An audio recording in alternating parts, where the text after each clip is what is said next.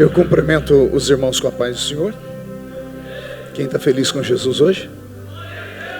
Encontra uma pessoa bem bonita do seu lado e dê um sorriso para ela. Aí ficou fácil, né, Marcelo? Marcelo está do lado da esposa, ficou fácil, né? Uma alegria estar de volta aqui em Sapucaia, nesse congresso da AME. Rever o pastor Wagner Medina, sua esposa, toda a igreja que aqui está, os amigos cantores que fazia tempo que a gente não se via, né? Suelen, Marcelo Dias e Fabiano, nós estivemos juntos há pouco tempo, né? Essa pandemia botou a gente no eixo. E eu tenho certeza que essa noite será uma noite especial para todos nós. Só que eu senti no coração, pastor Wagner, antes de pregar, pedi para que a igreja fechasse os olhos. Eu pedi ao pastor Roberto para preparar um louvor congregacional, para o céu ficar preparado para que a palavra caia num solo fértil. Queria que você se descolasse de quem está do seu lado, fechasse os seus olhos e pedisse para que Deus abrisse o céu sobre nós aqui. Lindo, lindo, lindo és, glória, glória, eu te dou, cante, Jesus, Jesus. Adore. Lindo, lindo, lindo és, glória, glória, eu te dou, Jesus, Jesus. Lindo, lindo, lindo és, glória, glória, eu te dou, Jesus, Jesus. Diga lindo és, lindo, lindo, lindo és, glória, glória, eu te dou, Jesus, Jesus. Então me leva à sala do trono, mostra tua beleza, quero ver tua face.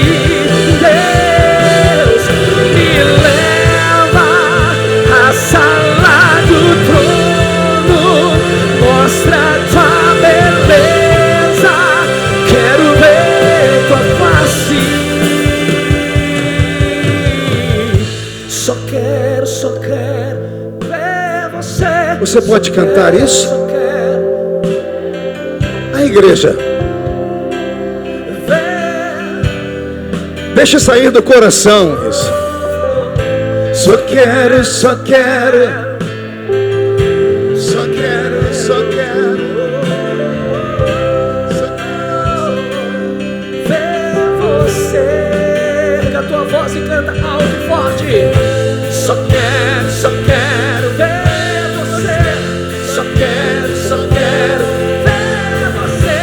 Só quero ver você. Só quero ver você. Só quero ver. Então me leva à sala do trono, mostra tua beleza, quero ver tua face, Deus. Me leva à sala do trono, mostra tua beleza, quero ver tua face. Canta aí, canta. Me leva.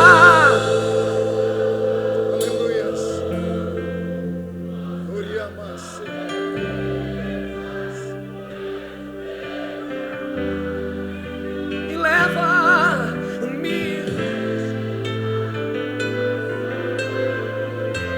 Recebe esse pedido da sua igreja, meu Pai. quero ver pela última vez, diga me leva à sala do trono, mostra tua beleza, quero ver tua face, Deus. Me leva à sala do trono,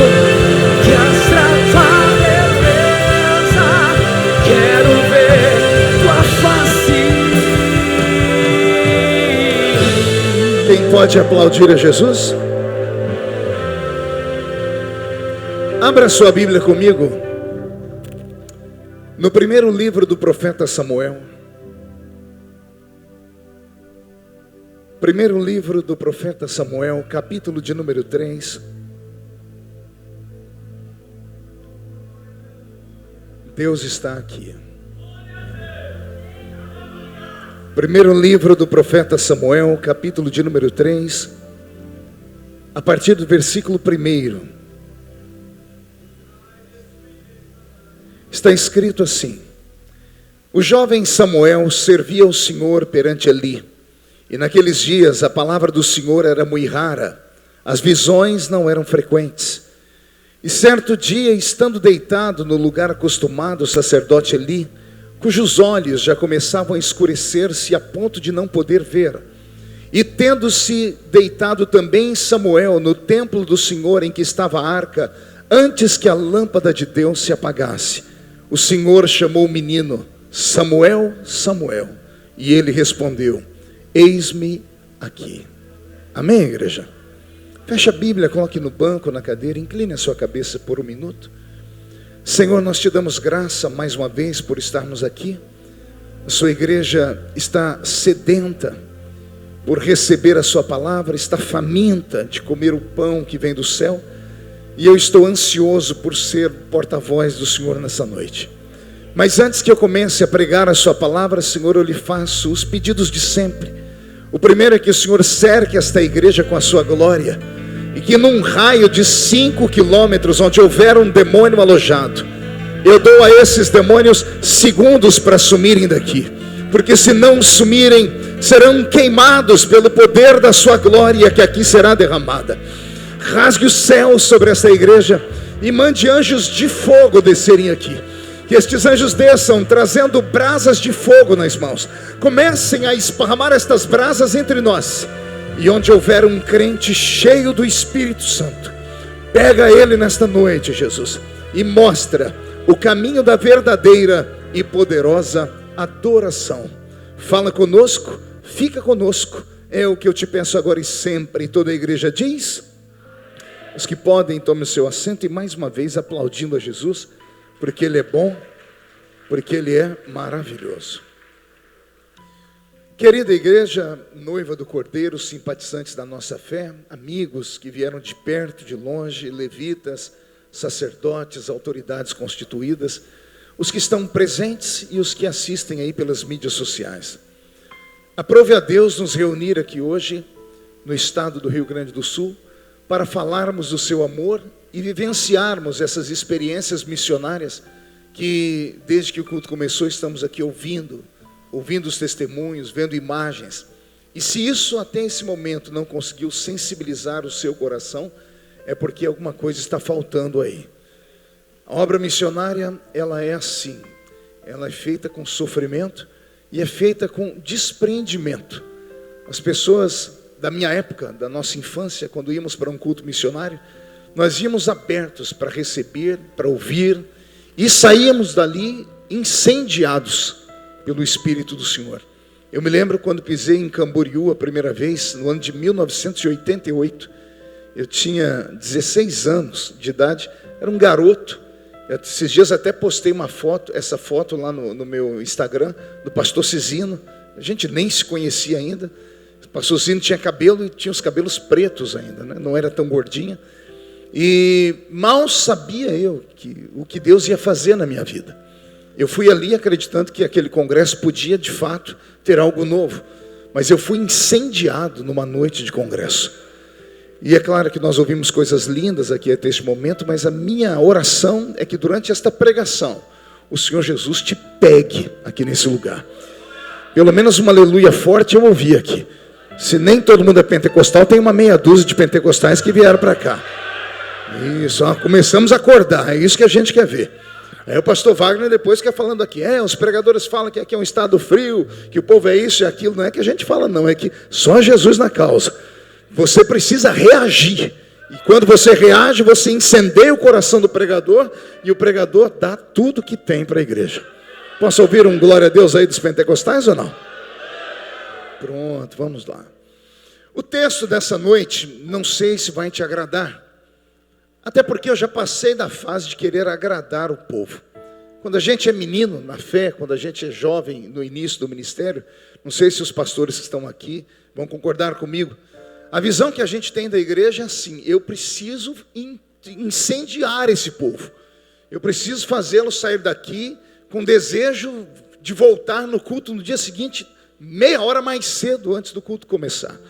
A nossa vontade é colocar dentro do povo tudo aquilo que nós temos, e nos preocupamos extremamente com aquilo que o povo vai sentir, vai falar, vai comentar depois.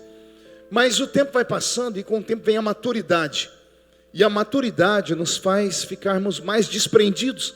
E aí chega numa fase como essa que eu estou agora. Eu já não me importo muito com a reação do povo. Eu me importo com a reação do Deus do povo. Porque nem sempre o pregador vai pregar aquilo que você quer ouvir, mas ele sempre estará pregando aquilo que você precisa e você vai ouvir. Abrir a Bíblia no livro do profeta Samuel não é tarefa fácil, porque Samuel foi erguido por Deus num tempo de dificuldade, num tempo de luta, num tempo em que o seu povo, o povo de Israel, estava vivendo talvez a pior fase de toda a sua história. Quem conhece a história do povo judeu vai saber que eles passaram por inúmeras fases. Eles tiveram a fase do Egito, tiveram a fase do deserto, tiveram a fase de Canaã. E em cada uma destas fases parece que o povo deveria ter entrado em uma faculdade da vida e aprendido com as matérias chamadas de dores, sofrimentos, angústias. Mas Israel parece que nunca aprendeu. O Senhor Deus teve que, em um outro tempo, levar Israel cativo para dentro de Babilônia para curá-los de um mal que foi impregnado dentro deles desde que estavam no Egito e acompanhou eles até Canaã, e nem estando em Canaã foram eles curados. O Senhor teve que um dia abrir mão desse povo e mandá-los cativos para uma outra nação, uma nação pagã, e deixá-los lá por 70 anos. E depois de 70 anos de um longo abandono, Israel se converteu de verdade e foi curado definitivamente. Desde o cativeiro babilônico até os dias de hoje, nunca mais Israel adorou outro Deus a não ser o Eterno, que fez os céus e que fez a terra. Então, para chegar aqui no livro de Samuel, eu preciso que você retroceda comigo no tempo por um pouco. Beto, mude a música. Volte comigo agora dentro do Egito. Enxergue, não o Egito que recebeu José e sua família de mãos abertas e de braços estendidos. Não o José e a sua família que entraram pela porta da frente, mas o Israel que sobrevive àquela terra depois das dinastias de inúmeros faraós. O Israel que sobrevive àquela terra depois da morte de José. O Israel que é cativo. O Israel que se torna escravo. E a escravidão deles é longeva. Eles chegam a ficar 430 anos aprisionados. Quantos anos eu disse, igreja? Depois de 430 anos aprisionados naquela terra maldita, pagã do Egito, parece que a escravidão impregnou não apenas no corpo, que deixava cicatrizes, mas impregnou também na alma deles. Eu vou pedir para a irmã que está distribuindo água, para não fazer mais isso agora, por favor, tá? Eu estou pregando agora, quem tinha que tomar água já tomou. Eu queria a atenção da igreja. A igreja pode dizer amém por isso? Estou ficando velho, Medina, desculpa. A idade chegou, qualquer movimento na minha frente tira a minha atenção e eu não consigo mais me concentrar. Então, se os irmãos puderem ficar paradinhos agora, eu vou pregar só até as 3 da manhã mesmo, e aí, tá bom? Muito obrigado. Me desculpe, tá? Não me leve a mão, é só um pedido. Pois bem, volte a música, Roberto. Esse Israel que passa 430 anos na terra do Egito, como eu disse, parece não ter trazido apenas cicatrizes no corpo. Eles trouxeram também cicatrizes na mente. E as cicatrizes da mente são as piores possíveis. Todos vão se lembrar que Deus levanta um legislador, Moisés, e com mão forte, sinais, prodígios e maravilhas, os arranca da mão do Egito e os leva para o caminho de Canaã. Não conseguiram chegar em Canaã, infelizmente. Do povo que saiu do Egito, apenas 2 entraram em Canaã. E a igreja deve se lembrar o nome deles, né? Josué e... Você sabe quantas pessoas saíram do Egito? Você sabe qual é o número do rebanho que o pastor Moisés recebeu das mãos de Deus para apacentar no meio do deserto? A Bíblia diz que eram 600.000 almas de guerra. 600.000 almas de guerra eram homens que tinham exatamente 30 anos de idade. O homem judeu com 30 anos de idade, ele era emancipado. Ele não devia mais satisfação à sua mãe, ao seu pai e nem ao Estado. É por isso que o ministério de Jesus inicia-se quando ele tem 30 anos de idade. Isso é tudo profético. Quando a Bíblia diz que saíram do Egito 600.000 almas de guerra, a Bíblia está dizendo, eram homens que tinham exatamente 30 anos de idade, fora mulheres, fora crianças, fora velhos, perfazendo um total de quase 3 milhões de judeus. É um número do povo que deixa a terra do Egito e vai em caminho de Canaã. 3 milhões de pessoas. Dessas 3 milhões de pessoas, apenas 2 rompem a faixa de entrada em Canaã, Josué e Calebe. Todas as demais foram mortas no deserto, sepultadas no deserto. E não se assuste, nem se escandalize, o próprio líder deles, o homem mais manso da terra, teve que ser sepultado lá no deserto. 2 dias antes dele morrer, ou 2 dias antes do povo entrar em Canaã, melhor dizendo, Deus o chama para o alto do Monte Pisga. E lá no Monte Pisga, Deus faz Moisés enxergar a terra. E depois que Moisés enxerga a terra, Deus diz para ele, contemple com os olhos, mas lá você não vai entrar. Morre Moisés. E Deus sepulta Moisés no alto daquela montanha. E até os dias de hoje não se tem notícia de onde foi parar o féretro, o corpo de Moisés. Lá na carta que antecede o Apocalipse de Judas, vamos ver Satanás brigando com Miguel acerca do corpo de Moisés. Imagine, se nem Moisés entrou dentro daquela terra, é porque esse povo cometeu alguma coisa muito hostil no deserto. E esses dias Deus tem falado muito sobre isso no meu coração. Nesse tempo de pandemia, eu fiquei mais sorumbático, fiquei mais introvertido. Comecei a receber ligações do Brasil e do mundo todo. Uma geração inteira de evangelistas e cantores que começaram a perder a fé, porque perderam o sustento. Pastores que perderam seus rebanhos, porque não tinham dinheiro para pagar o aluguel da igreja.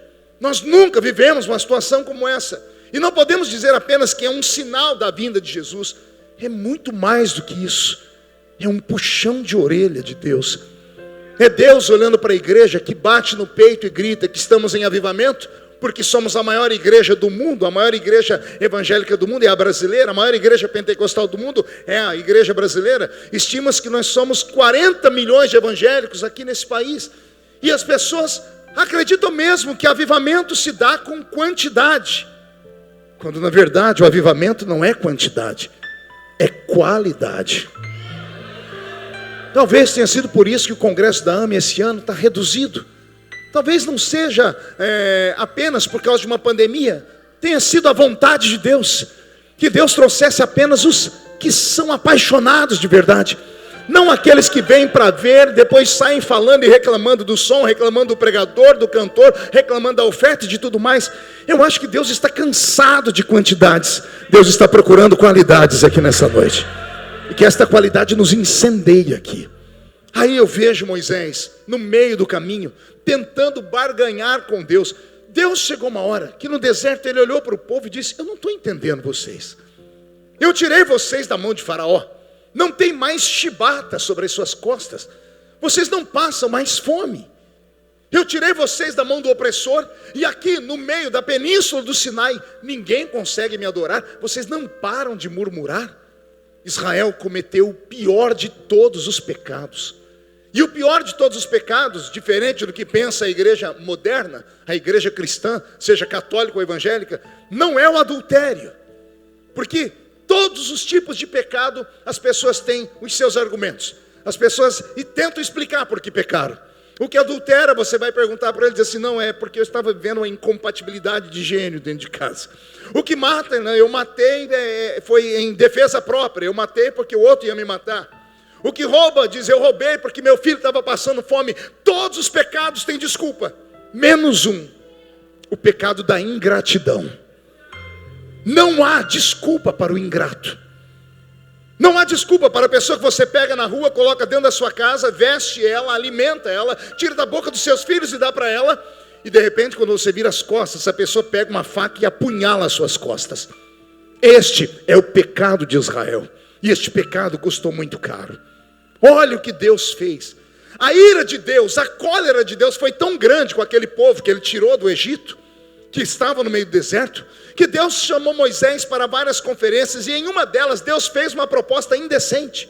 Deus disse assim: Moisés, eu vou matar esse povo, e antes de você reclamar, eu já tenho uma proposta. Eu mato eles e faço de você uma outra nação.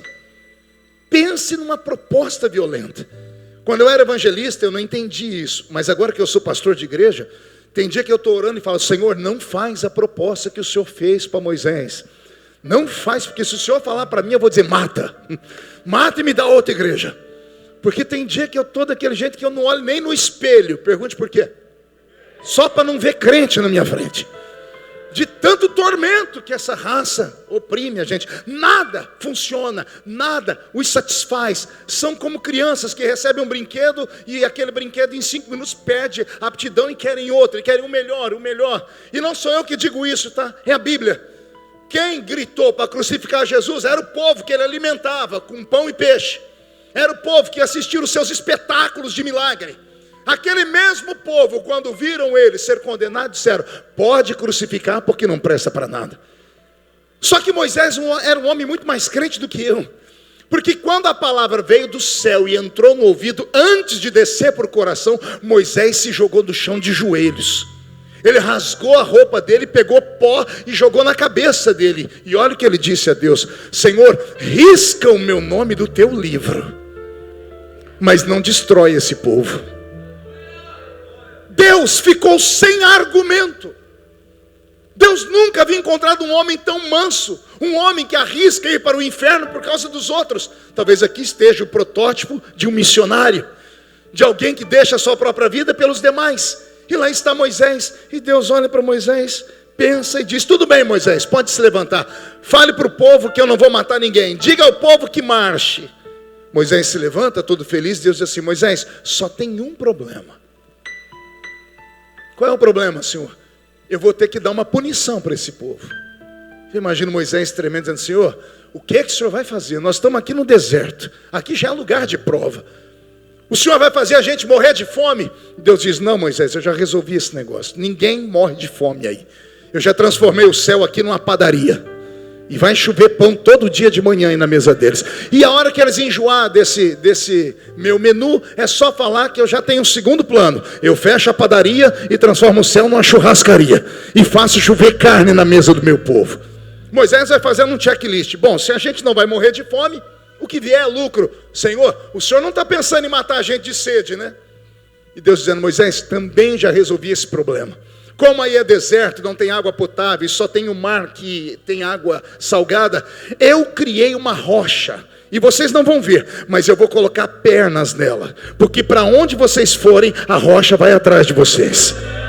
E a rocha tem nome, lá se chamava Meribá. E só para os desavisados gaúchos que vieram para esse culto, a rocha já chegou aqui no culto, viu? E ela se chama Jesus de Nazaré. Ele diz: eu sou a fonte da água da vida. Quem bebe da água que eu tenho para dar nunca mais tem sede. E só uma pergunta: alguém aqui já bebeu dessa água ou não? Como é que você que já bebeu dessa água consegue ficar o culto inteiro com essa cara feia então? Parece que foi batizado num pote de vinagre. Quem bebeu desta água, por favor, reage, fique feliz. Isso é um culto pentecostal de alegria. Moisés faz o checklist. Bom, se o Senhor não vai matar a gente de fome nem de sede, Senhor, o Senhor não está pensando em fritar a gente aqui no calor desse deserto, né? Eu não sei se alguém aqui já foi em Israel. Uma vez eu levei uma caravana de 140 pessoas e não pude ir com eles. Tive que pegar um voo, parei em Tel Aviv, peguei um carro de Tel Aviv até a cidadezinha de Tebas, que faz a divisa com o Egito. E quando eu atravessei o Egito, me colocaram dentro de um carro, que é o carro que o anticristo vai usar na grande tribulação para conduzir os desviados. Porque tudo naquele Egito não presta, não vale nada lá.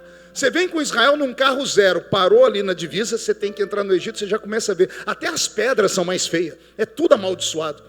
No meio do caminho quebrou o carro, Marcelo. Ficamos 3 horas no sol. Nós ficamos seminus, estávamos em 4 homens, tiramos a roupa toda. É insuportável, você não consegue respirar. Dos 4 que estávamos, o motorista e nós mais 3, 2 desmaiaram. Na sombra, quando dá 3, 4 horas da tarde, 55, 56 graus. O ar é tão rarefeito que você não consegue respirar. Eu imagino Moisés, Senhor, o Senhor vai matar a gente aqui com esse sol, o Senhor vai fritar a gente. Deus diz, Moisés, já resolvi esse problema também. Ninguém morre de calor aí. Eu já criei uma nuvem aqui em cima, ela vai ter ar-condicionado para o meu povo. Meu povo vai andar e a nuvem vai em cima deles. Para onde eles forem, a nuvem vai junto. Só tem calor para os beduínos. Os beduínos vão se lascar em cima dos seus dromedários, em cima dos seus camelos. Mas o meu povo vai caminhar aqui no meio do deserto, como se estivesse caminhando em uma floresta tropical. Porque quem está comigo não padece necessidades. Posso ouvir um glória a Deus por isso? Moisés faz o checklist. Bom, se o Senhor não vai matar a gente de calor, nem de sede, nem de fome, Senhor, o Senhor não está pensando em congelar a gente à noite, não é? Porque eu não sei se você sabia, no deserto, que durante o dia chega a 55 graus, quando chega a madrugada, a temperatura chega a menos 6 graus. No mesmo dia, você tem 55 graus de tarde e de madrugada você tem menos 6 graus. O queixo da gente bate, os dentes quase trincam. Eu estava no meio do caminho lá para o Monte Sinai, quando eu estava chegando lá em cima, a minha ficha caiu. Eu falei, eu sou um idiota. Quando eu falei que era um idiota, um dos irmãos estava do meu lado e falou, por que o senhor é um idiota, pastor? Eu falei, Deus fez de tudo para tirar o povo daqui. E aí vem um brasileiro e paga para vir aqui. Porque não é você, Bocó. Por favor, quando você for para Israel, deixa eu te dar um conselho de irmão. Não suba o Monte Sinai. Não vá para aquele lugar. Aquilo é prova. Não, pastor, não faz. É conselho de quem já esteve lá. Meu Deus do céu. De noite, o seu queixo treme. Parece que eu quase tive uma hipotermia. Como é que pode, no mesmo ambiente, de dia você quase ser frito e à noite quase ser congelado? Senhor, o Senhor vai congelar a gente? Moisés, já resolvi esse problema. Como, Senhor? A nuvem que faz sombra de dia, de noite eu acendo um fogareiro em cima dela. E eu sou tão querido, Moisés, que eu vou acender um fogo que não ilumina, ele só aquece. Porque se iluminar, ninguém dorme de noite. À noite tem que dormir por causa da escuridão. O fogo de Deus de noite só aquecia, não iluminava. Olha que coisa bela. Moisés diz, bom, se o Senhor não vai matar a gente de fome, nem de sede, se o Senhor não vai matar a gente de frio, nem de calor, o Senhor não está pensando em envergonhar a gente, né? Como assim, Moisés? Porque pelo que eu estou vendo, seu tom de voz, o caminho aqui, eu conheço essa terra como a palma da minha mão, já era para ter chegado lá. Só que parece que a gente está perdido dentro de um labirinto, a gente anda e anda em círculos e não consegue sair do lugar. E Deus disse, vão ser só 40 anos aí. 40 dias dava para chegar. Aí Deus faz eles ficarem na península do Sinai por 40 anos, num espaço pequeno, num lugar hostil, violento, num lugar horrível. O Senhor vai nos matar de vergonha. 40 anos, nós não temos roupa, Senhor. O Senhor diz, já resolvi o problema. A roupa não envelhece e o sapato não fura no pé. Senhor, se o Senhor não vai matar a gente de frio, nem de calor, nem de sede, nem de fome, e a roupa ainda vai continuar, nós não vamos ter problema, pode mandar o que o Senhor mandar, porque a gente vai receber de bom grado a sua punição.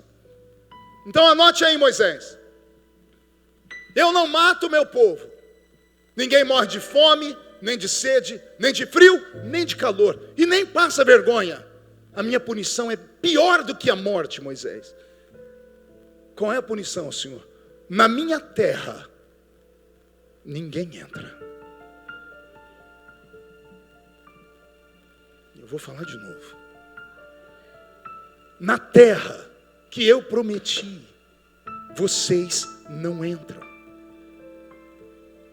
Vão estar no deserto como se estivessem em um oásis. Porque se deserto é lugar de sofrimento, Israel não sofreu nada no deserto.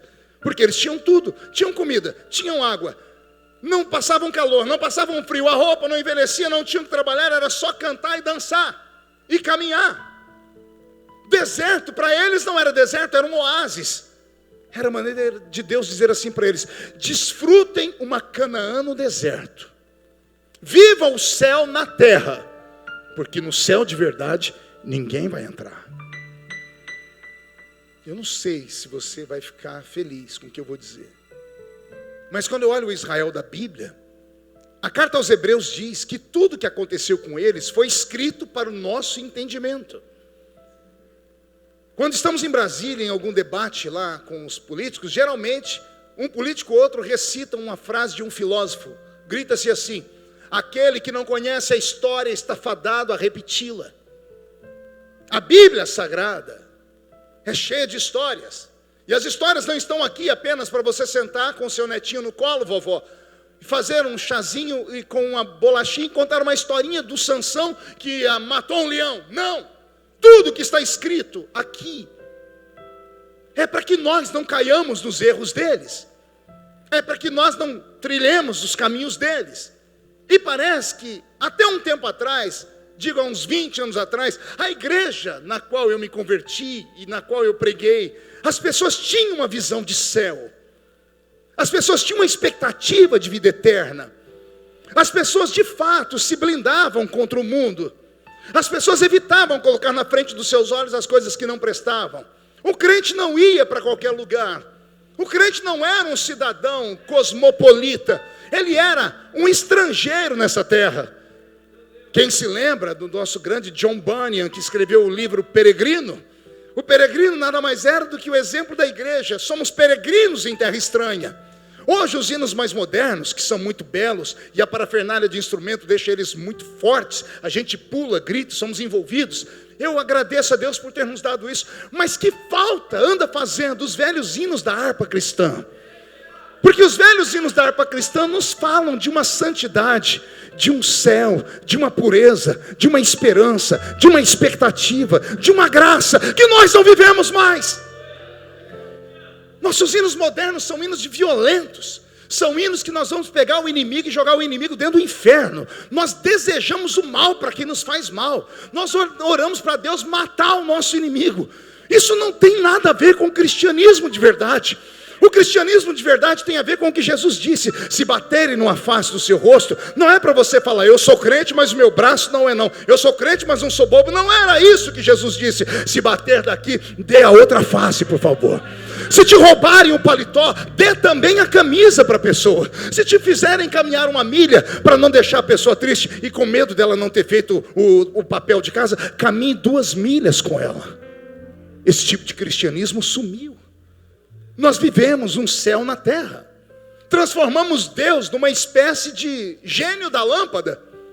Queremos que Ele, ao ser esfregado por 3 vezes, realize todos os nossos desejos. E ai dele se não realizar. Se ele não realiza a nossa igreja, a gente logo muda de igreja. E na outra igreja tem uma promessa, tem uma propaganda melhor do que a nossa. E daqui a pouco lá também não acontece. Aí a pessoa muda de igreja. Tanto que as grandes igrejas hoje, as neopentecostais, não têm mais membresia. São público flutuante. Pior do que isso, você abre o jornal e no último censo feito pelo IBGE, mostra que no Brasil, pelo menos 10% da nação brasileira são evangélicos desigrejados. São protestantes não praticantes. Olha que desgraça é essa que nós estamos vivendo. Estamos vivendo o céu na terra. E eu provo para você. É só você olhar ao seu redor. Igrejas bonitas, com ar-condicionado, som do bom e do melhor. Olha a grua que está aqui nos filmando e dando qualidade para quem está em casa agora assistindo o culto, comendo pipoca ainda. Vivemos em templos de Salomão. Que saudade da essência do cenáculo. Que saudade do barulhinho santo que faziam os irmãozinhos que só tinham 2 dentes na boca. O zagueiro e o atacante. Os analfa de pai e os beta de mãe. Que quando o Senhor descia sobre eles, não tinham vergonha de dar glória a Deus. Se soltavam. Que saudade das Miriams que dançavam. Não, pastor, agora nós temos grupos de dança, mas não é esse tipo de dança que eu estou falando. Eu estou falando daqueles tipos de dança da nossa época, quando Deus tomava as irmãzinhas e saíam correndo pela igreja. Será que só eu ando sentindo falta disso? Será que só eu estou meio para baixo, meio saudosista?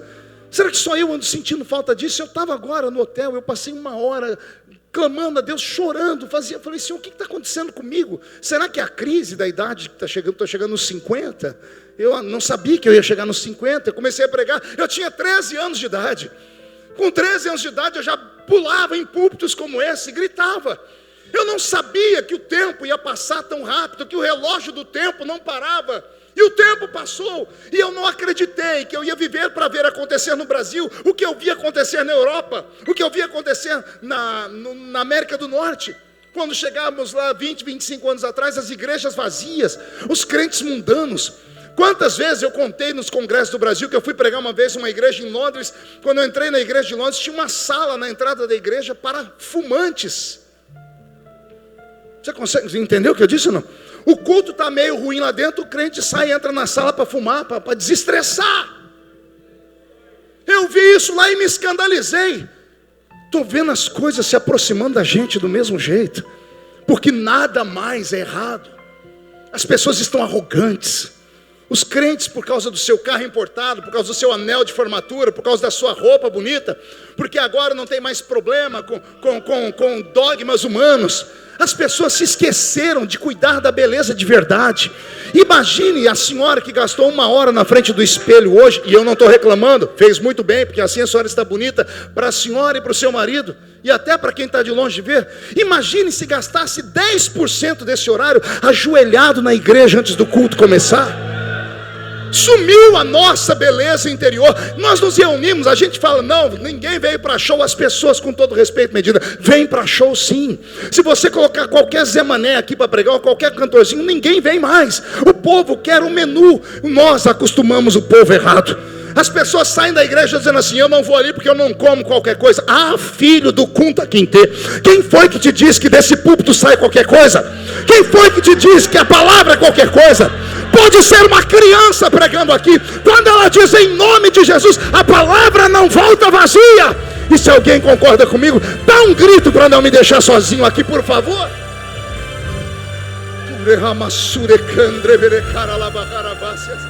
Ei, me escute. Eu aprendi na escolinha bíblica dominical das crianças uma música que eu nunca mais vou esquecer. Pergunte qual? Caminhando eu vou para Canaã, caminhando eu vou para Canaã, caminhando eu vou para Canaã, glória a Deus, para Canaã. E aí cantava assim, ó, se você não vai, não me impeça a ir. Se você não vai, não me impeça a ir. Se você não vai, não me impeça a ir.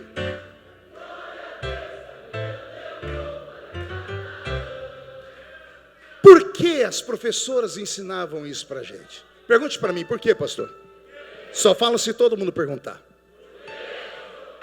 Porque os pastores simplesinhos que não tinham anel de formatura no dedo, pegavam a Bíblia e dizia assim, o Egito é o mundo, o céu é Canaã. Quando você se converteu, você saiu do mundo com destino a Canaã. Deixa eu fazer uma pergunta aqui, quem aqui já saiu do Egito? Deixa eu ver. Tem gente que é sincero, não levanta a mão, eu entendo você. Mas vou te dar mais uma chance. Quem já saiu do Egito aqui? Cuidado com a resposta agora. Alguém aqui já chegou em Canaã? Ai, Jesus, que medo. Você viu o irmão que levantou a mão, vê se ele está vivo aí. De repente morreu e esqueceu de deitar, né? Nós saímos do Egito. Nós não chegamos em Canaã. Estamos aonde, igreja? Qual é o caminho que existe entre o Egito e Canaã? O deserto. Nós não estamos mais no mundo, mas também não chegamos em Canaã. Nós estamos no deserto. Estar no deserto não garante a você a chegada em Canaã. Ser membro de igreja, ter anel de formatura, ser pastor. Hoje você compra o diploma de pastor pela internet. Ser um levita, dar dízimo na igreja, isso não te dá o direito de ir ao céu. Os crentes hoje estão tão arrogantes que eles vêm para a igreja assim, ó, ô pastor, pega leve, eu estou aqui, estou fazendo muito de estar aqui. Ah, coisa ruim. Esses dias atrás, na minha igreja lá, teve um cidadão desse, chegou em mim e falou, pastor Marco, eu quero a minha carta de mudança, que eu vou sair da igreja. Eu disse, passe na secretaria. Ele falou, mas o senhor não vai nem perguntar o porquê? Eu falei, não. Mas pastor, o senhor tem que perguntar. Eu falei, não tem que perguntar nada, isso aqui não é ditadura, isso aqui é democracia. Não, pastor, mas eu quero falar. Eu falei, então fale. Ele queria era desabafar. Eu quero sair da sua igreja, pastor, porque quando eu vinha para cá para ouvir o senhor pregar. Mas o senhor vem na sua igreja uma vez por mês, uma vez a cada 2 meses, o senhor passa às vezes 3 meses sem pisar aqui. Então eu não quero mais ficar aqui, porque eu não quero comer qualquer coisa, pastor. Eu quero comer comida boa, e quem tem comida boa é o senhor, porque o senhor tem o dom da palavra. O restante aqui é um monte de gente que não sabe nem o que está falando.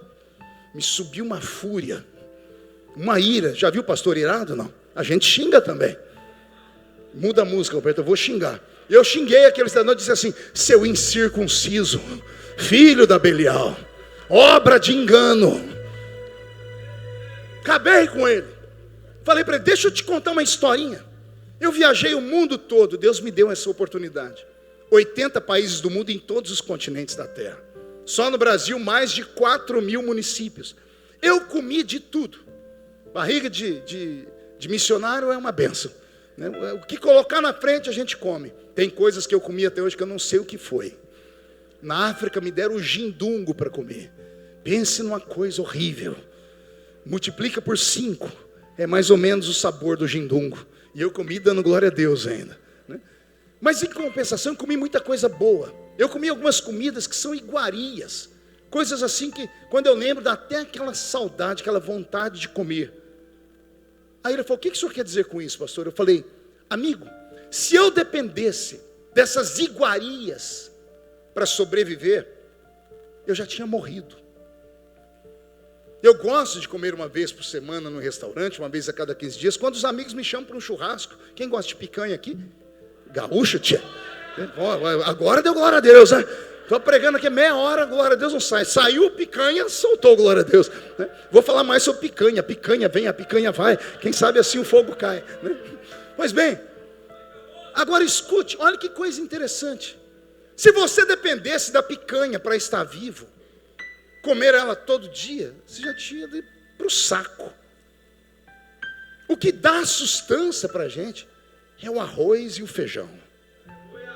Esse aleluia é o da alma. Vou falar de novo. É o arroz e o feijão. Tenta comer uma comida pesada. Come lasanha todo dia para ver se você aguenta comer ela depois do 3º ou 4º dia. Seu estômago não aceita. Comida boa, pesada, não é bom todo dia. O que sustenta o crente é um arrozinho com feijão. Por que essas igrejas antigas estão de pé até hoje? Me fale, por que a Assembleia de Deus, a Cristã do Brasil, a Deus e Amor, essas igrejas, mas a Igreja Batista, pergunte se lá tem pregadores que têm essas mensagens escalafobéticas que só pregador itinerante arruma. Não tem. O que sustenta o povo lá é Jesus passou debaixo da árvore e lá estava Zaqueu. Jesus diz, desce da árvore, Zaqueu. Pergunta se são esses hinos bonitos que o Marcelo diz, a Fabiana canta, que arranca a gente do chão. Se é esses hinos que sustentam eles, não. É os hinozinhos da harpinha cantado. É bom receber a gente uma vez por semana. É bom receber a gente uma vez por ano. Se você me ouvir pregar todo dia, em 2 meses você infarta. Porque é muita coisa profunda. E isso não é fé. As pessoas hoje querem isso, eles querem criar coisas novas, querem trazer uma receita nova, querem criar uma forma de Deus agir. Não existe fórmula milagrosa. Igreja é simplicidade.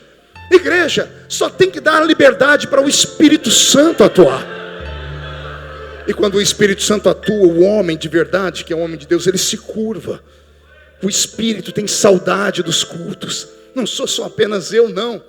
Eu sinto que o próprio Deus, às vezes, vem para uma reunião como essa, Ele nos respeita, Ele aceita a nossa maneira. O homem quer ser moderno, a gente quer enfeitar. Nós mudamos a homilia do culto para ver se atrai jovem, para ver se atrai isso, para ver se atrai aquilo. Esses dias eu entrei numa igreja lá na Bahia, estavam tocando um axé arretado, um monte de tambor, tum, tum, tum, tum, e o povo pulando. Até eu comecei a falar, Jesus, me segura, eu sou assembleiano. Aí eu falei, o que é isso? Não, é que nós temos que trabalhar para trazer. Deus até aceita, mas não é preciso isso. Aleluia. É a simplicidade que toca. Quer ver o que é a simplicidade? Eu, menino, ia para os cultos, e eu tinha um pastor que era um pastor baiano, pastor José Bispo dos Santos. Ele era um baiano sem pescoço. Tem dois tipos de baiano, o que tem pescoço e o sem pescoço. O sem pescoço, a cabeça é colada aqui no tronco. Pense num povo brabo, mas bravo com força. A gente tinha medo do pastor Bispo. O culto começava às 7h30, 7 horas a igreja estava lotada e todo mundo ajoelhado. Você chegava 5 minutos a mais, que tropelo, porque o crente, depois de muito tempo na igreja, ele compra o lugar que ele senta. Esse lugar é meu, né? A gente tinha que sair pulando os irmãos assim no banco, né? E a gente vinha para não encostar nos irmãos. A gente ajoelhava e orava e orava. A gente ficava esperando o momento que era o momento mais gostoso do início do culto. Era quando o pastor Bispo ficava no microfone, ele começava a cantar assim, ó: em fervente oração, tens no meu coração, na presença de Deus derramar. Lembrou? Mas só podes fluir o que estás a pedir. E aí? Quando tudo deixares no altar. Vem! Quando tudo perante os senhores estiver, e todo meu ser Ele controlar,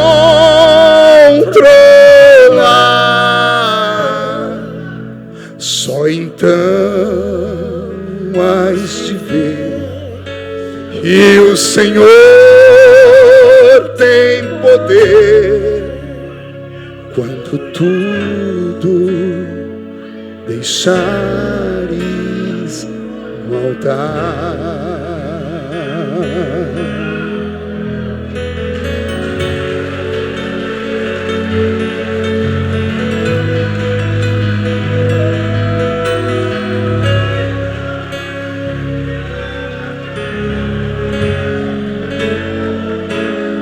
Eu digo, escondido na cruz e com temor e emocionado, que eu tenho medo de não estar conduzindo a nossa geração para Canaã.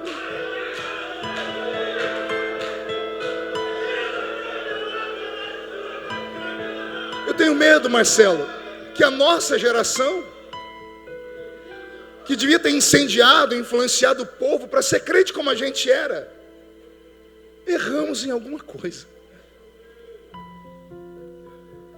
As pessoas pensam que porque tem um carro, porque tem um anel de formatura, porque a vida financeira está boa, é sinônimo de que Deus está com elas. Como estão no deserto e não sentem o peso do deserto, dizem assim: não, Deus está aprovando tudo que eu estou fazendo. Israel não passou fome, nem frio, nem sede, nem calor, nem vergonha, mas não conseguiu entrar em Canaã. O ano passado eu preguei numa igreja em Nova York. A igreja brasileira alugou uma igreja do lado, ali na Times Square, um templo muito bonito, evangélico americano. E quando fui entrando, tinha a declaração da igreja na parede, na entrada. E eu fiz questão de olhar, estava lá o quadro dos dizimistas. A igreja tinha arrecadado naquele mês $3 milhões em dízimo. Eu fui renovado quando eu vi aquilo. Aleluia mesmo. Quando eu quando eu transformei em real, falei, meu Deus, 15 milhões de dízimo no mês. Sustentava todos os seus missionários pelo resto da vida. E aí, quando eu entrei na igreja, a igreja para umas 500 pessoas, os brasileiros tomaram conta, e o pastor americano ficou no culto. Aí eu fui falar com ele depois, na hora de comer alguma coisa, e eu falei para ele, pastor, como é que o senhor administra uma igreja que tem uma arrecadação violenta dessa? Eu falei, nós temos alguns trabalhos na África, tal. Eu disse, quantos membros o senhor tem aqui? Ele falou, 30. Meu queixo caiu. Eu falei, como é que é? 30 crentes, o senhor tem um dízimo de 3 milhões? Esse povo é tudo rico, é tudo gente de Manhattan. Ele disse, não, ele deu uma gargalhada. Ele falou, eu tenho 30 membros, dizimista, e eu tenho 4 mil. Calma, não dá aleluia antes da hora, não. Eu falei, como assim? O senhor tem 30 membros e 4 mil dizimistas. E esses 4 mil dizimistas congregam aonde? Ele falou, ninguém sabe.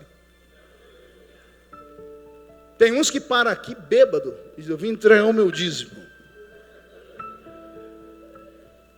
Tem uns que param o carro aqui com 2, 3 prostitutas dentro do carro e dizem, eu vim entregar meu dízimo.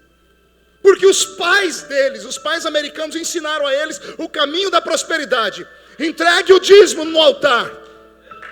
E aí, como eles entregam o dízimo, dá tudo certo na terra para eles. Porque o dízimo não tem a ver com o céu, tem a ver com a terra. O céu não pode ser comprado com dinheiro, já foi comprado com o sangue de Jesus. A salvação não é por obras, para que ninguém delas se glorie. Só que como eles não têm necessidade de nada, porque entregam o dízimo, eles acham que não tem que mais ir na igreja. E levam o cristianismo do jeito que eles acham que tem que levar. Sem pureza, sem santidade, sem Deus, sem glória, sem milagre. E aí os nossos filhos começam a ser... Eu tenho filhas que são apaixonadas pelo Justin Bieber. E o Justin Bieber está numa igreja. Como os jogadores de bola têm na igreja. O Robinho hoje deu uma entrevista e usou até o nome de Deus. Uma jornalista escreveu lá. Falou assim, o Robinho invoca o Deus dele, que é um Deus particular. Porque ele falou assim, o meu Deus vai me dar livramento. O Neymar também é crente. Todo mundo é crente. Aí os crentes, que os nossos filhos se espelham neles, vêm eles ir para a orgia, verem eles fazer tudo que não presta. Aí diz assim, se Deus está com eles, Deus está conosco também, pai. Deixa a gente ir. E aí acabou os cultos. Nós temos 2 problemas com Israel. A geração que saiu do Egito não conseguiu se livrar do jugo da escravidão na alma. Porque no meio do deserto, nas primeiras lutas que tiveram, olha a reclamação deles.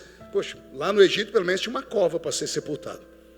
Lá tinha cebola, pepino e alho. Quem? Você já viu alguém reclamar de que está com saudade de comer pepino? Comer cebola? Já viu alguém falar assim, poxa, lá pelo menos tinha uma cova para me sepultar? A escravidão ultrapassou o corpo, chegou na alma. Eles eram escravos na alma. E o escravo tinha um sonho, pergunte qual?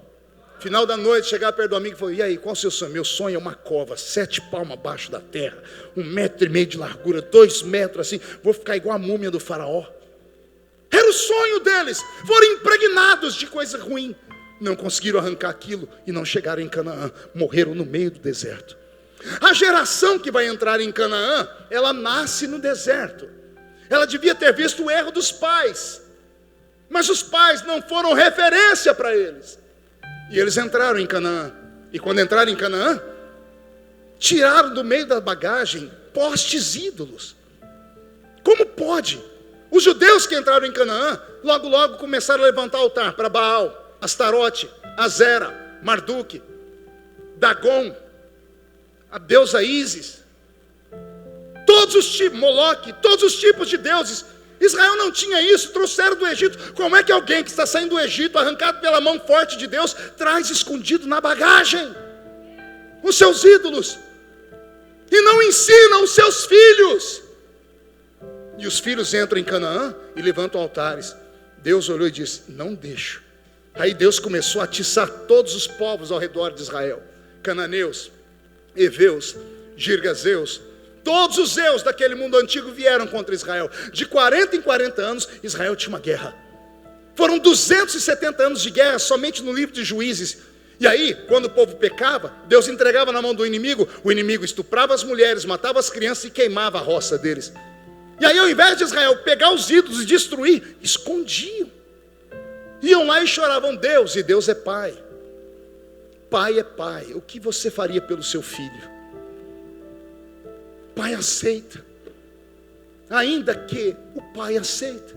Deus escutava, Deus olhava para Israel e disse: tá bom, eu vou curar vocês. Aí Deus levanta um Gideão, Deus levanta um Sansão, Deus levanta um Jefté, um Baraque, Deus levanta uma Débora, Deus levanta um Eude. Deus foi levantando, e cada vez que Deus levantava, Israel começou a abusar da misericórdia. Começaram a passar de geração em geração, dizer assim: não, é só a gente chorar que Deus perdoa. Qualquer semelhança com o tempo presente não é mera coincidência. Porque é assim que os nossos filhos estão aprendendo. Não conosco na igreja, mas com a internet. Os pregadores de internet, que dizem para os seus filhos: não importa o que você fez no verão passado, Jesus te ama. Venha como está e fique como veio. Aí depois nós vamos ver como é que vai ficar. Uma geração inteira perdida, destruída. A igreja do Velho Testamento estava morta. Chegamos no ápice quando vai nascer Samuel. É o ápice da miséria. O sacerdote ali criou um ministério gigante, uma igreja poderosa, rica, mas os filhos dele estavam desviados. Nós conhecemos a história de Ofni e Finéias, onde foi que terminou tudo aquilo. Os cultos eram festas parecidas com as festas pagãs. Israel estava completamente perdido. E aí Deus tem que interferir na história, pela misericórdia. Aí tem uma família composta de 3 pessoas, um casal, ou melhor, uma família que vivia sob o signo da poligamia. O nome do homem é Eucana, o nome da mulher é Ana, e o nome da outra mulher dele é Penina. A Bíblia diz que por 10 anos, Ana subia até o santuário e dava a Deus sacrifícios. Eucana gostava tanto de Ana, que tudo que ela dava para Deus, o marido dava 10 vezes mais para ela. Eucana descia com Ana do alto da montanha, chegava aqui embaixo e encontrava Penina, sua segunda mulher. E a Bíblia diz: e Eucana amava mais Ana do que Penina. E eu explico, porque o amor do homem é um amor visual. Ana casou com Eucana, nunca teve filhos. Com um corpo bonito ela casou, 10 anos depois o corpo dela ainda estava bonita, porque ela nunca teve filhos. E o marido paparicava, queria sempre namorá-la, dava para ela tudo bom e do melhor. E ela então se satisfazia com isso e nunca sentiu falta de ter um filho. Aí a coitada da Penina, que todo mundo espanca ela. Eu acho que eu sou o único pregador do mundo que defendo Penina. Penina é minha heroína. E a visão que eu tenho de Penina é da angústia. Muda a música, Roberto. Pense numa mulher que tem uma criança aqui, outra aqui e está com o pé empurrando um carrinho de bebê aqui do lado. Essa é Penina. Ela tem 10 filhos. E uma mulher que tem 10 filhos, o corpo dela simplesmente se deformou. Não havia estética como temos hoje, não havia dietas. É por isso que Eucana, quando olhava para Penina, não sabia se ela estava de frente ou de costa, deixava ela de lado. Eu quero namorar a Ana. E Ana se sentia tal, até que um dia em uma festa, Eucana chega com Ana e apresenta para todos os convivas: essa é a minha mulher. E ela brilhava com a beleza, com um corpo bonito. E no canto está a coitada da Penina, 10 crianças com o nariz correndo, cheio de piolho na cabeça, aquele inferno. E a coitada se correndo, a roupa daquele jeito, o corpo.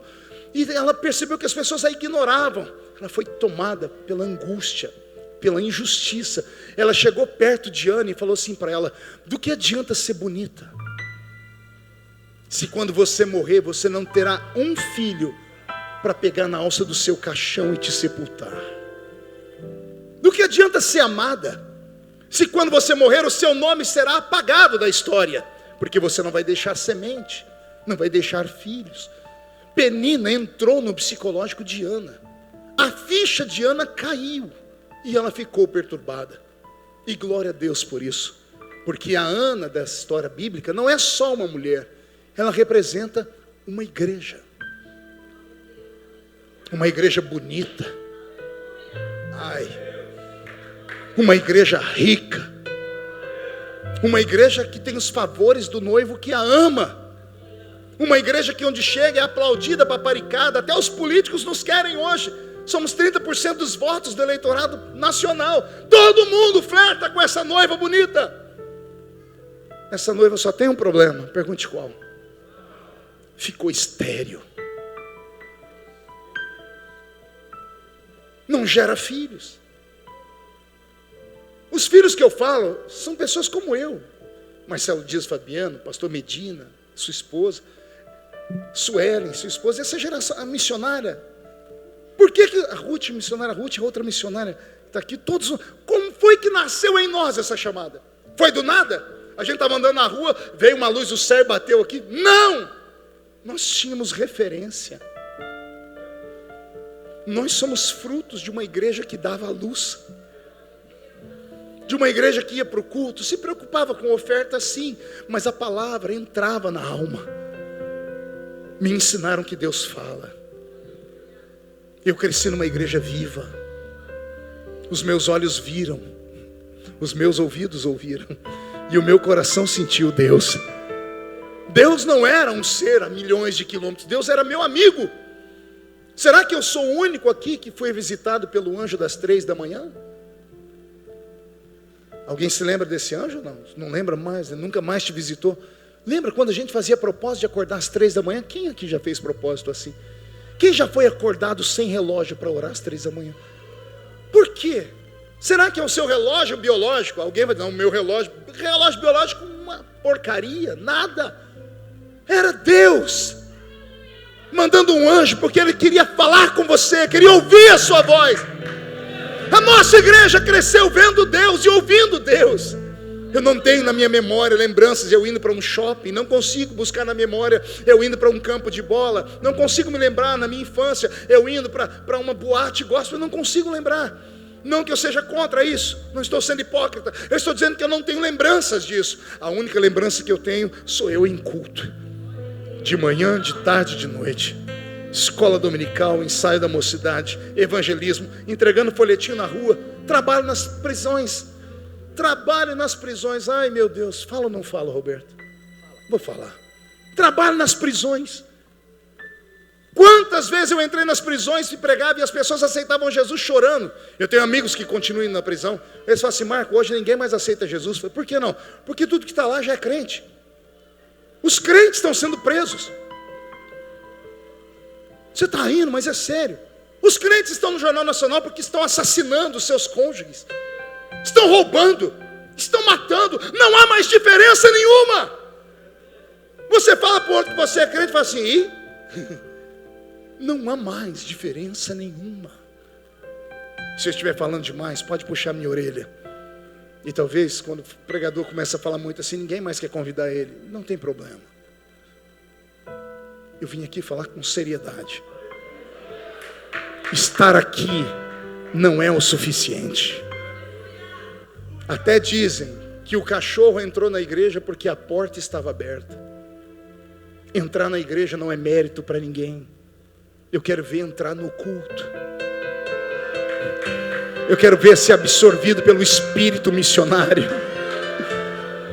Estamos tão feridos, estamos tão desacostumados com a emoção, porque estamos escandalizados.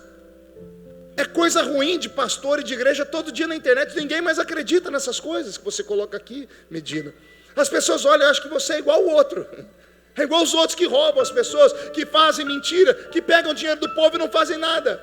As pessoas não acreditam mais na gente. Se não houver um avivamento agora, e eu falo de avivamento, não é de grito e pulo não, é um avivamento de conversão, de lágrimas descerem no rosto, de joelhos fincados no chão. Se não houver um avivamento agora, eu não sei o que vai acontecer dentro de 10 anos.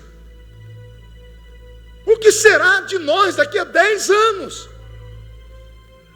Seremos como as igrejas da Europa, da América do Norte, vazias. Os templos viraram museus. Fui pregar em Amsterdã há pouco tempo atrás. Passei no lugar e falei, pastor, por que a gente o senhor não alugou essa igreja aqui? Ele disse, Marco, só por fora a igreja, aí dentro é um prostíbulo. Eu falei, como assim é? A igreja faliu. O pastor colocou à venda. Veio um grupo de pessoas que cuidam de prostituição, porque lá é o lugar da Europa que tem o maior turismo sexual e de drogas. As igrejas não conseguiram comprar o templo. O prostíbulo foi e comprou. Ao invés de destruir e construir um prostíbulo, mantiveram a aparência de igreja para rirem do nosso Deus. para debochar do nosso Deus, da nossa fé. Estamos vivendo isso aqui. Que Deus tenha misericórdia de nós. E eu repito, falo isso hoje com muito temor, Medina. Com tremor e temor. Nós vimos ministérios crescerem e sumirem. Nós vimos pessoas que nós julgávamos nunca vai terminar e acabaram. O Espírito tem dificuldades de entrar nos nossos cultos. Preguei a vida inteira: eis que estou à porta e bato. Se alguém ouvir a minha voz, eu entrarei em sua casa, cearei com ele e ele ceará comigo. Apocalipse 3:20. Quantas vezes eu preguei isso na rua, no rádio, na televisão, dizendo: pecador, Jesus está na porta do seu coração batendo. Se você, eu até falava, a batida do seu coração é a mão de Jesus batendo. Se você abrir, ele entra. Um dia Jesus falou comigo: Marcos, você está errado. Eu não estava na porta de um pecador, eu estava na porta de uma igreja minha. Uma das 7 igrejas fundadas na Ásia. Eu estava na porta, eu queria entrar e não me deixavam entrar lá dentro.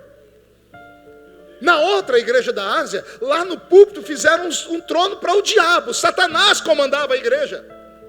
Eu estou falando de 2000 anos atrás, quando a tecnologia e o pecado não era tão desenfreado como é hoje. Imagine hoje como estamos. Eu oro por um avivamento. Eu oro para Deus sacudir. Que essa noite você não durma. Que esta noite a sua cama fique cheia de espinhos. Que esta noite o seu travesseiro seja uma pedra. Que esta noite a aparência dessas crianças que estão morrendo de fome é de fome. Elas não querem um carrinho, não, elas querem comida. E você tem, e não quis dar, porque não acredita mais. Você que está assistindo pela internet, pastor Medina não pediu aqui milhões de reais, não fez aqui aqueles desafios que as igrejas fazem. Eu quero 1000 pessoas aqui com 100 mil reais, não, 30 reais por mês, para matar a fome de crianças. E a sua mão ficou mirrada, fechada, o coração endurecido. Que Deus tenha piedade de nós. A Ana, quando caiu a ficha, no 10º ano ela subiu com uma oferta, mas ela levou a maior oferta dela.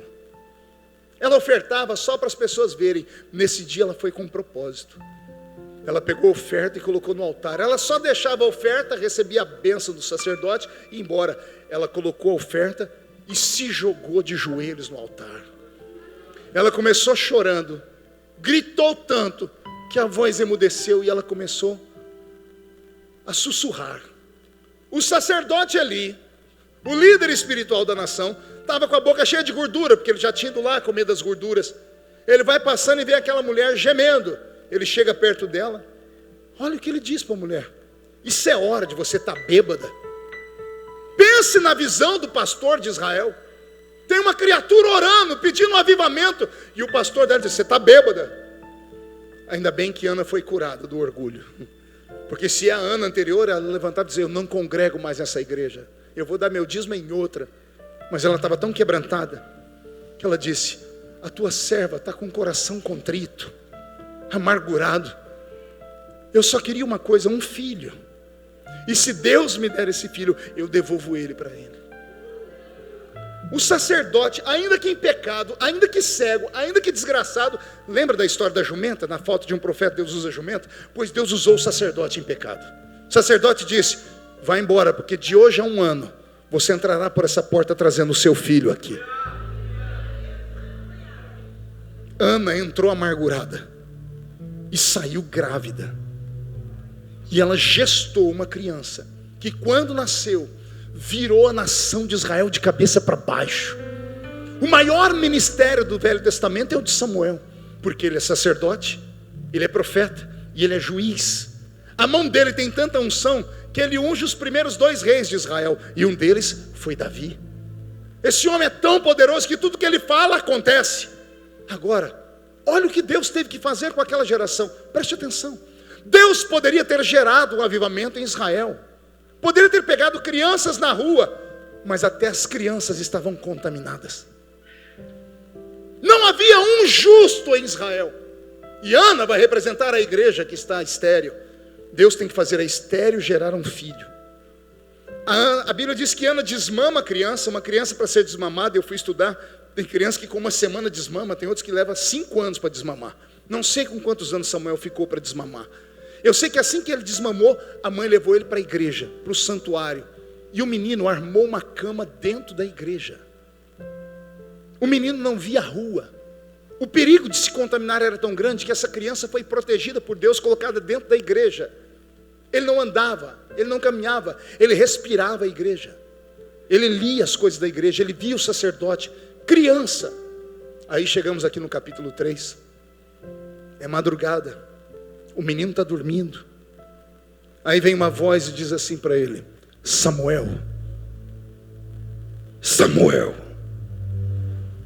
Ele abre o olho, corre até o sacerdote ali que dormia na igreja também. O senhor me chamou? Ele diz: não, não te chamei não, volta a dormir. O menino deitou e a voz veio de novo: Samuel, Samuel. Ele correu. Quando ele chegou perto de Eli e falou: me chamou de novo? Eli, mesmo tendo perdido toda a sensibilidade, porque a Bíblia diz que nesses dias não havia mais visões, não havia mais palavra de Deus, está escrito aqui. Eli sentou na cama e disse: eu já vivi isso. Será? Será que o Senhor voltou a falar? Mas se voltou a falar, por que não falou comigo? Está falando com uma criança. Eli, tremendo, diz ao menino: vai e deita. E há de ser que se a voz te chamar de novo, diga: fala, Senhor, porque o teu servo ouve. E aconteceu de Deus chamar, e Samuel diz: fala, Senhor, porque o teu servo ouve. E olha o que Deus diz a Samuel: eu te levanto por profeta sobre a minha casa, para limpar o meu povo. Eu te uso contra Eli, contra esta igreja moderna, contra esses sacerdotes que se perderam, porque eu vou limpar a minha igreja, e vou limpar o meu povo. Eu trago um novo tempo sobre o meu povo. Eu quero profetizar, pastor Medina, que quando esse culto terminar, pelo menos os que estão me ouvindo aqui, os que estão atentos em casa, vão atravessar aquela porta grávidos, carregando um sonho, um avivamento. Algo novo está sendo gestado dentro de você. Para você que anda pedindo que Deus faça uma coisa nova, deixa eu usar um argumento, não da Bíblia, mas de um físico, um cientista, Albert Einstein. Einstein disse assim: não há nada mais idiota do que um ser humano querer algo novo, praticando sempre as mesmas coisas. Entendeu aí? Albert Einstein disse assim: como é que você quer uma coisa nova se você faz a mesma coisa todo dia? Se você quer algo novo, faça algo novo. Não adianta você só vir para a igreja e dizer: o pastor pregou, é verdade, tudo que ele falou é verdade, mas quando sai por aquela porta, o vaso está trincado. Deus enche até a boca no culto, mas antes de chegar em casa, escoou tudo, ficou tudo vazio. Aí você vai às madrugadas para os seus sites, e só Deus sabe que tipo de site você abre. Que Deus traga um avivamento de verdade. E eu encerro dizendo algo que a Bíblia diz que é muito interessante. A Bíblia diz assim: e Deus chamou o menino antes que a lâmpada se apagasse.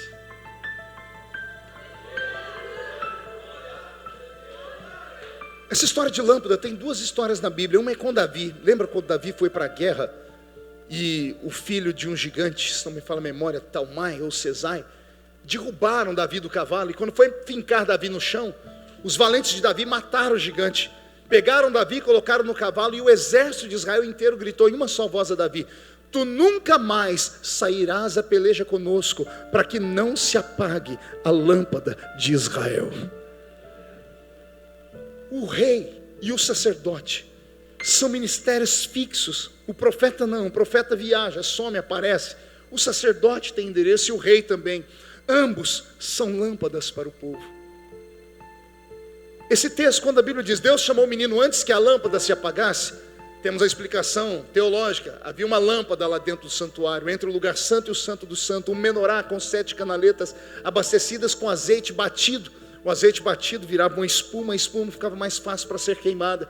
Todos os dias o sacerdote entrava de manhãzinha com uma espevitadeira, desentupia as canaletas entupidas e as lâmpadas se acendiam. Quem lê esse texto pensa que a lâmpada que está se apagando aqui é essa, mas não é. A lâmpada que estava se apagando era o sacerdote Eli. A lâmpada de Israel, o líder religioso, o que representava Deus falando com o povo. Ora, o sacerdote é o que escuta o povo e fala com Deus. A situação era tão brava que Deus escutava e não respondia, porque Deus escuta do sacerdote, mas responde pelo profeta. O sacerdote ouve o povo e fala com Deus. O profeta ouve Deus e fala com o povo. Não tinha mais profecias. Os dons desapareceram. Tenta lembrar aí, você, quem é pentecostal raiz aqui, pentecostal?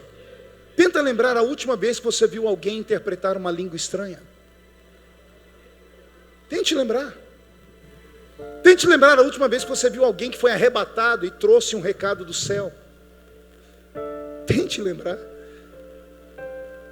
Me dá uma dor na alma. Porque eu conto isso para as minhas filhas, elas ficam assim: existia isso, pai?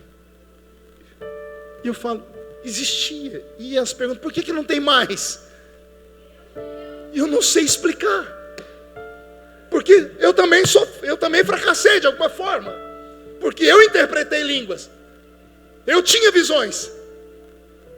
E de repente, há uns 10, 15 anos que eu não tenho mais línguas, interpretação de línguas nem visões. Aconteceu alguma coisa comigo também. Eu estou me colocando aqui, não estou sendo apenas a flecha que atira para ir. Eu estou me cobrando também nessa noite. Aconteceu alguma coisa com a gente. Aconteceu alguma coisa muito ruim com a gente. Que Deus nessa noite tenha misericórdia de nós. Que Deus tenha misericórdia de todos nós. Eu estou vendo aquele pai com aquela criancinha ali no colo. Qual a idade dele? 11. Ele pode vir aqui um minutinho? Vem cá, garotão. Isso. Pode ficar tranquilo que eu não tenho coronavírus não, viu? Qual o seu nome? Vitor. Vitor, você pode me abraçar? Me segura, não me solta. Em qual igreja o Vitor vai congregar daqui a 10 anos? Que tipo de pregação ele vai ouvir? Se Jesus não voltar. Quais serão as referências dele daqui a 10 anos? Será que ele daqui a 20 anos vai ter a força que a minha geração tem? Que a gente não tomba.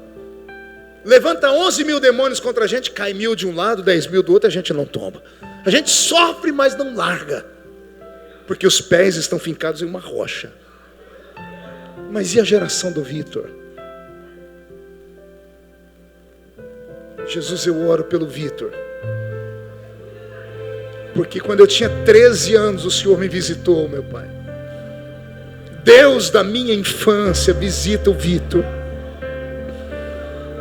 Se o Senhor não voltar até lá, usa ele como profeta para esta geração.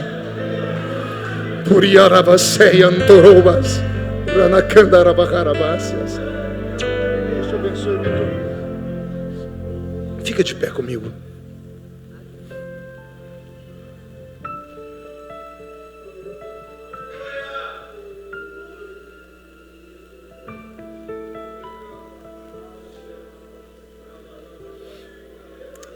Há algo diferente aqui dentro.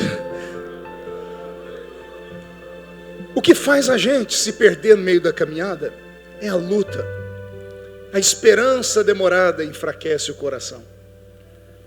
O que faz a gente deixar de acreditar são os escândalos. A gente acaba se escandalizando com as pessoas. Mas o que rouba da gente mesmo a fé é quando tudo desanda sobre a nossa vida. Quando o medo abraça a nossa alma. Quando a ansiedade rouba a nossa respiração. O que é a depressão? A depressão é o acúmulo de traumas do passado, com um acúmulo de expectativas de um futuro que não existe. Por isso que as pessoas perdem o sono, estão à base de Rivotril. O mundo está muito rápido. E isso pegou a gente. E por causa disso nós perdemos a nossa sensibilidade. Eu vou pedir para que todos inclinem a cabeça. O Roberto vai preparar aquele louvor que a gente tem cantado sempre. E eu vou fazer um convite de altar aqui, com autorização do pastor Medina. Talvez não vai vir ninguém, e mesmo assim eu não vou ficar triste. Mas eu não posso ser covarde. Eu queria orar com homens e mulheres que estão aqui dentro, e que têm a coragem de dizer: pastor, foi o medo de morrer que me fez esfriar. Eu perdi, eu não sou mais a mesma pessoa. Eu já fui melhor do que eu sou agora. Eu queria um renovo. Eu queria voltar a fumegar como antes. Eu queria voltar a ter visões, sonhos. Mas eu estou sofrendo demais. O sofrimento está me fazendo perder a visão. Enquanto você vem, a gente canta. Eu tenho um Deus que não vai deixar essa luta me matar, o desespero me tomar. Por mais pressão que seja a situação, o controle ainda está na palma de suas mãos. Eu tenho um Deus que não vai deixar esta luta me matar, o desespero me tomar. Por mais pressão que seja a situação, o controle ainda está na palma de suas mãos. Choro dura uma noite, mas a alegria ela vem pela manhã. Eu creio, eu creio. Choro dura uma noite, mas a alegria ela vem pela manhã. Eu creio, eu creio. Ainda que a figueira não floresça e não haja fruto na vide, e o produto da oliveira minta, todavia eu me alegrarei, todavia eu me alegrarei, todavia eu me alegrarei. Ah, Senhor, ainda que a figueira não floresça e não haja fruto na vide, e o produto da oliveira minta, todavia eu me alegrarei, todavia eu me alegrarei. Ah, Santo, Ramaisui André Belecandorobas. O altar está tomado de lágrimas, meu Pai. O altar está tomado de homens e mulheres que estão chorando, estão gemendo. Senhor, eu encontrei um remanescente aqui. Oh, Espírito de Deus, começa a voar sobre esta igreja. Os batizados com o seu Espírito, Pai, renova eles, coloca línguas nos lábios deles. Os que nunca falaram em línguas, batiza com o Espírito Santo nessa noite. Os que estão ajoelhados, Pai, eu vou pedir para que fiquem de pé, porque o coração já ficou ajoelhado. E de pé, Senhor, eu vou pedir para que eles levantem as mãos para o céu e chamem o Senhor de Pai. Pai, Pai nosso que estás no céu.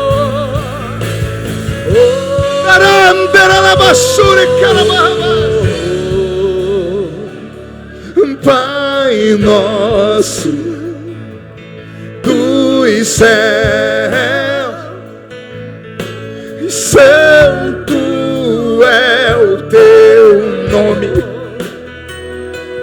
teu reino buscamos, busque tua vontade seja feita na terra como é no céu.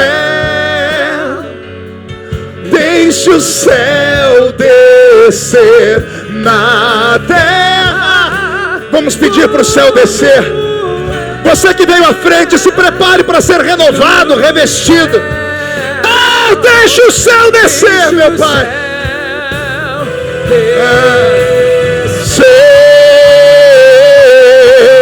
Pede. Deixe o céu descer. Se prepare para receber o céu.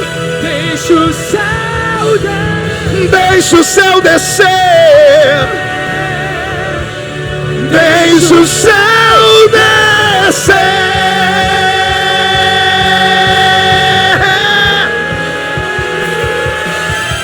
Teu é o reino, teu o poder e tua é a glória para sempre.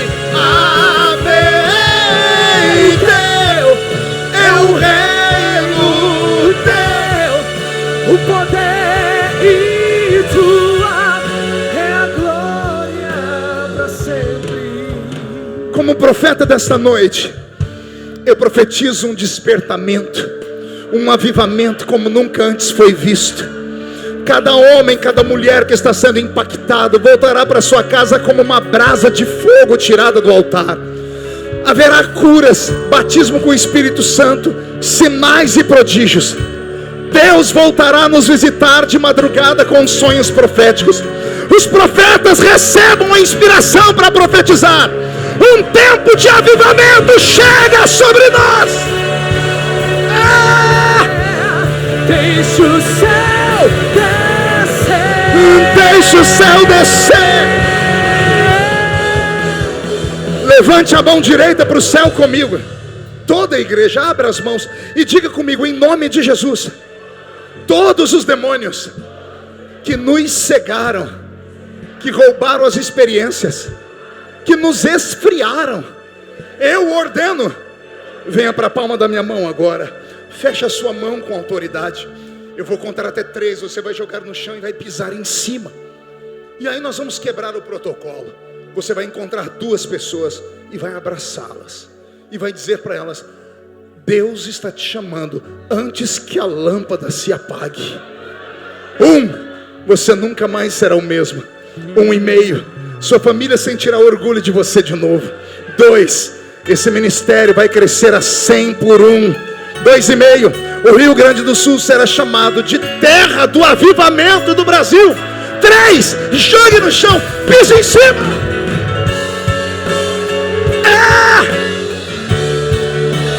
Agora profetiza, profetiza, profetiza, profetiza. Tu és a minha luz, a minha salvação, e a ti me renderei. Se ao teu lado estou, seguro em tuas mãos, eu nada temerei.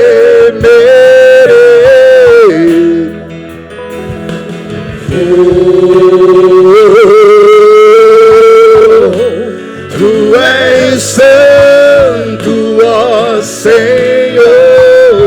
Cante, cante.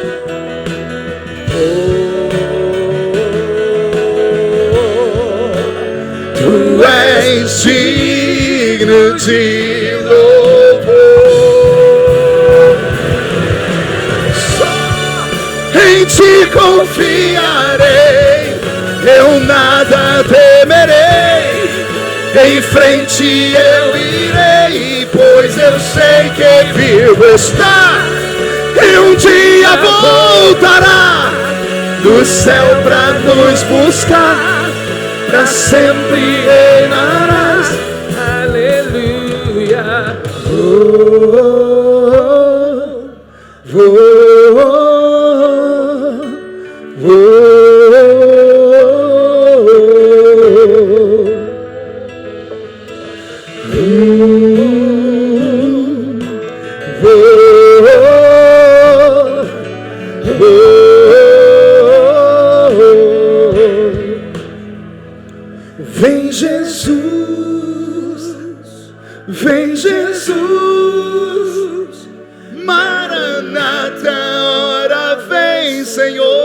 Jesus. Canta. Vem Jesus, vem Jesus, Maranata, ora vem Senhor Jesus. Bem forte. Vem Jesus. Recebe a graça dele. Maranata, ora vem Senhor Jesus. Só em ti confiarei. Só em ti confiarei. Eu nada temerei.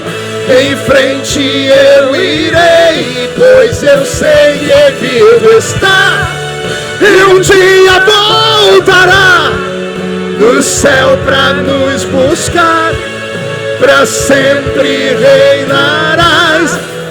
Aleluia.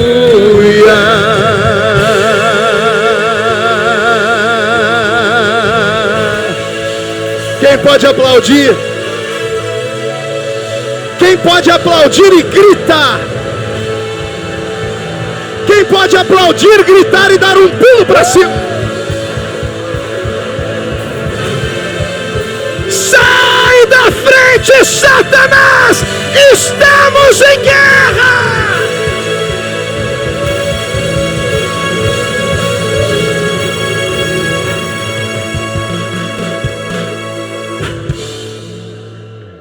Amém? Murcha a barriga e estufe o peito agora. Olhe nos olhos dessa pessoa do seu lado. Se o olho dela não estiver vermelho, enfia o dedo no olho dela, né? Fazer o quê? Você compreendeu? Vocês que vieram à frente, vocês têm o meu respeito. Vocês têm o meu respeito. Porque alguém que aceita um convite como esse, caminhar pela igreja, dobrar o joelho em busca de um despertamento, merece o meu respeito. E vocês estão voltando abençoados. Eu não me responsabilizo pelo que vai acontecer com vocês depois de hoje. Os sonhos, as visões vão voltar. E Deus vai sacudir o Brasil através de vocês. Ainda há esperança. Enquanto houver sentimento na igreja, o Senhor vai sempre ter misericórdia de nós. Uma salva de palmas a Jesus. Podem voltar para os seus lugares. Oh glória. Pode tomar o seu assento.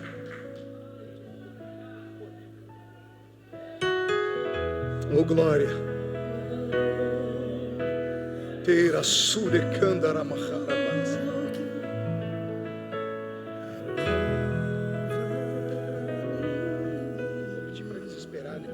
Estou com o povo na mão. Ninguém saia, tá? Esse ambiente está saturado com a presença de Deus aqui. Quem acredita que esse culto, ele é um divisor de águas na sua vida? Quem acredita nisso? Eu acredito de todo o coração.